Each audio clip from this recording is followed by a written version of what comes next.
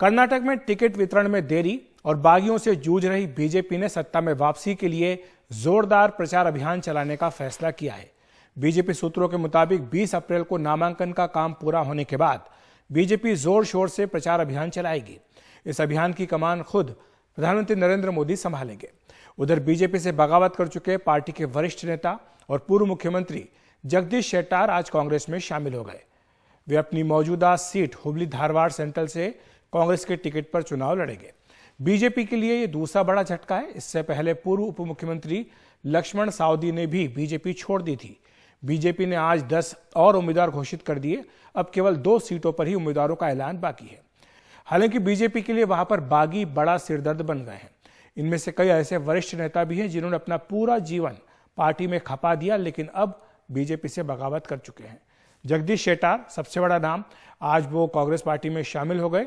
आप जानते हैं कि बीजेपी ने उन्हें हुबली धारवाड़ सेंट्रल सीट से टिकट देने से इनकार कर दिया था।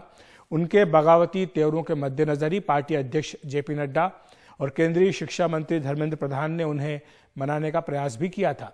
केंद्र में बड़ी जिम्मेदारी और परिवार से किसी को टिकट देने का प्रस्ताव भी पार्टी की ओर से रखा गया, लेकिन शेट्टार नहीं माने। आप जानते हैं कि वो वहां के ताकतवर लिंगायत नेता हैं। और इसी तरह लक्ष्मण सावदी ने भी वहां पर कर्नाटक में बीजेपी में बगावत की है। उप मुख्यमंत्री रह चुके हैं। एमएलसी पद और बीजेपी से उन्होंने इस्तीफा दे दिया। कांग्रेस के टिकट पर अब अथानी से चुनाव लड़ने का फैसला उन्होंने किया है। और शेट्टार की ही तरह सावदी भी ताकतवर लिंगायत नेता हैं। इसके अलावा 3 अन्य बीजेपी विधायक भी पार्टी छोड़ चुके हैं। एमपी कुमारस्वामी, नेहरू ओलेकर और गोलहट्टी शेखर, ये 3 नेता हैं जिन्होंने कि बीजेपी को बाय बाय कर दिया। और बीजेपी एमएलसी आर शंकर ने भी पार्टी से इस्तीफा दे दिया है।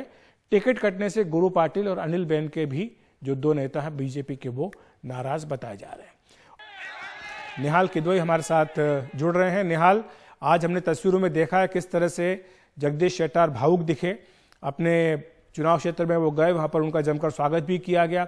दूसरी तरफ बीजेपी जो बगावत हो रही है, इससे होने वाले नुकसान की भरपाई में भी जुट गई है। एक आक्रामक चुनाव अभियान चलाने का फैसला 20 तारीख के बाद किया जा रहा है। पीएम नरेंद्र मोदी जमकर वहां पर चुनाव प्रचार करेंगे। आपको लगता है कि इससे बीजेपी जो अपने खिलाफ एक तरह की धारणा बन रही है, उसको दूर करने में कामयाब हो पाएंगे? देखिए, इसमें एक बात सबसे पहले बता दूं कि जिसका बार बार जिक्र भी कर रहे थे जगदीश शेट्टार की, वो कांग्रेस में शामिल हो गए, लेकिन उनके हाव भाव को देखिए, दिल से वो खुश नहीं थे। उनको लग रहा था कि उन्हें जिस तरह से बीजेपी ने ठेस पहुंचाई है, उससे क्षुब्ध होकर के उन्होंने कांग्रेस का हाथ थामा। बिल्कुल उनके चेहरे पर ना आपको मुस्कुराहट दिखेगी, ना किसी वो कंफर्ट लेवल भी नहीं दिख रहा था जो दूसरे नेता जो कांग्रेस में आए उसमें दिखाई है। उसकी वजह भी है कि जगदीश शेट्टार शुरू से बीजेपी से जुड़े रहे, राष्ट्रीय स्वयंसेवक संघ से जुड़े रहे, उसके एक बहुत ही डिवोटेड कार्यकर्ता थे। तो आज भी उनको समझ में नहीं आ रहा, जब उनसे हम लोगों ने बात करने की कोशिश की, कि आखिर उनका टिकट क्यों काटा गया।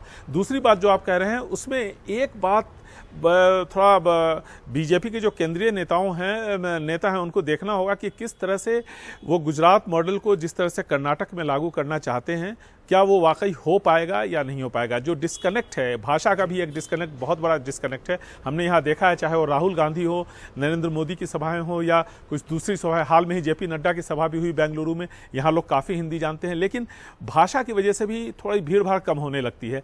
तो भाषा का जो एक डिस्कनेक्ट है, उसको किस तरह से वो कनेक्ट कर पाएंगे, ये एक किस तरह से अपनी बात लोगों तक पहुंचा पाएंगे और किस तरह से लोगों को अपने साथ जोड़ पाएंगे, ये एक बहुत बड़ी चुनौती होगी। और देखना है कि बीजेपी जब आक्रामक चुनाव प्रचार यहाँ पे करती है, तो इस डिस्कनेक्ट को किस तरह से कनेक्ट कर पाती है, जो गैप है उसको किस तरह से भर पाती है।